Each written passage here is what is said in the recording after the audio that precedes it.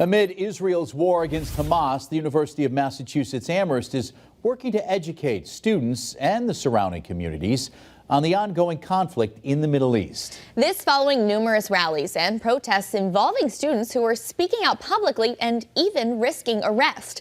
Western Mass News reporter Glenn Kittle spoke to students at today's meeting who shared their thoughts on the meeting.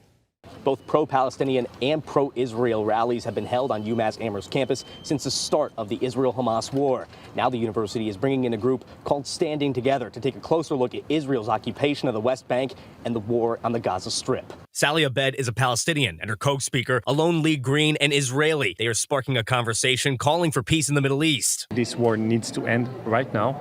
We need to reach a ceasefire agreement that will stop the killing and destruction in Gaza. A lot of the conversation here is extremely polarized.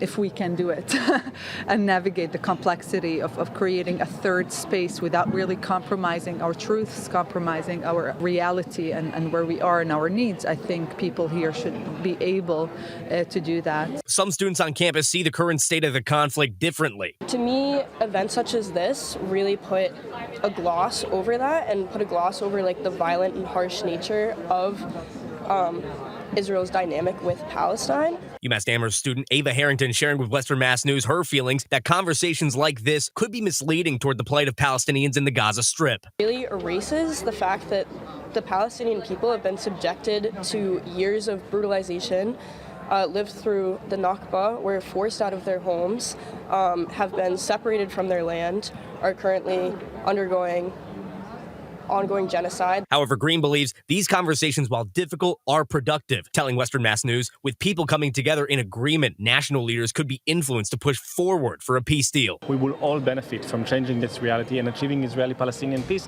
where all the people that live on the same land will be free and equal and independent. And that's a compromise which is not that bad, right? Reporting in Amherst, Glenn Kittle for Western Mass News.